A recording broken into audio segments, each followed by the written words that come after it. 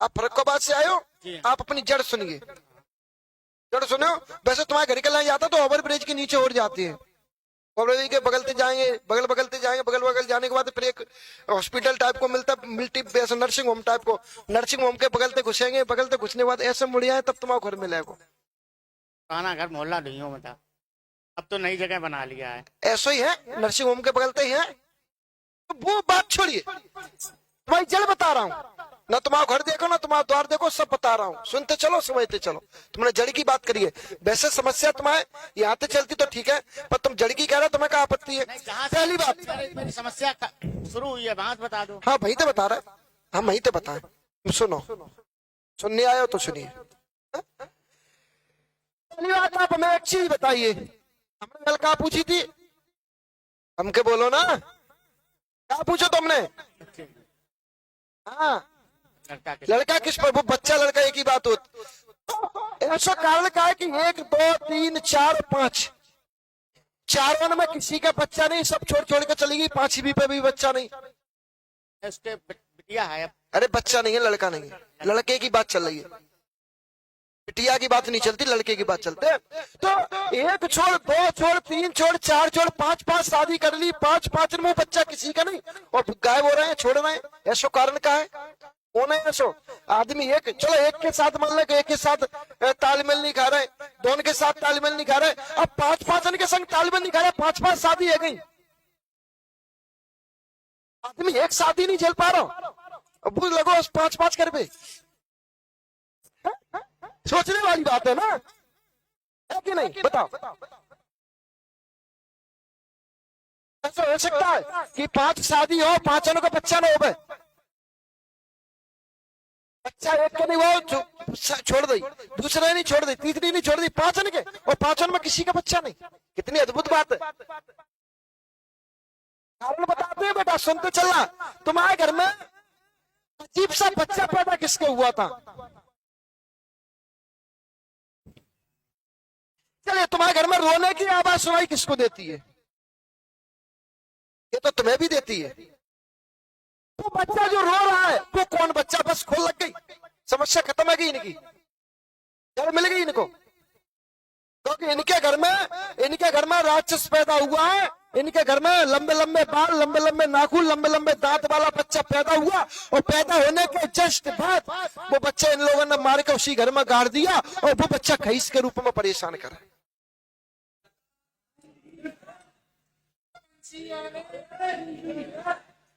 बच्चा पैदा हुआ, बच्चा पैदा होने के बाद वो बच्चा के लंबे लंबे दांत, लंबे लंबे नाखून, लंबे लंबे बाल पैदा होते कोई आए, और इन लोगों ने सोची राक्षस है। अब भाई राक्षस तो स्वभाव हुआ, तो लंबे लंबे 2 दांत आए तो कौन समझे, राक्षस ही समझे।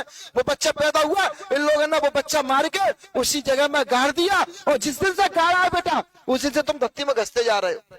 बाद होगा 8 बीघा जमीन थी मेरी माइन सिटी में, जिसकी 8 लाख रुपए बिक कीमत थी, वो सब बिक गई। मतलब तुम गड्ढे में धंसते जा रहे हो, और ये याद समझ लेना, इसी कारण कोई खईस के रूप में तुम्हारे घर में 5 नहीं 10 शादियां कर लेना, 20 शादियां कर लेना, फिर भी बच्चा नहीं होने देगा वो। अब भाई खराबी एक में हो सकती है ना, खराबी होती, अगर मान लो आदमी में खराबी होती तो बच्ची नहीं होती, में खराब होती तो बच्ची नहीं होती। एक में खराबी हो सकती है, 2 में खराबी हो सकती है, 5 में खराबी तो नहीं होगी, फिर तो अपने किस्मत में खराबी है।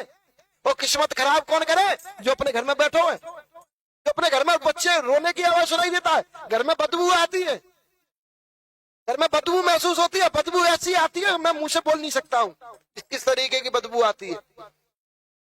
कभी ऐसा लगता है कि बच्चा हमारे बगल से लेटा है, कभी ऐसा लगता है कि सोते में हमें कोई दाब लेता है, कभी ऐसा लगता है कि हमें चिल्लाने का मन होता है, और कभी ऐसा लगता है कि तुम्हें इनसे नफरत पैदा हो जाती है बेटा, न छोड़ने का मन होता है। वो है कौन जो 5 को छिड़वा रहा हो, छठवीं तुम्हें पकड़ रहा है?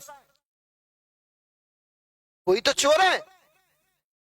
हम जो समस्या को निचोड़ के रख दे उसी को तो समस्या बताना कहती है। चलिए एक चीज, तुम यहाँ रहोगे कहाँ पहुंचेगी?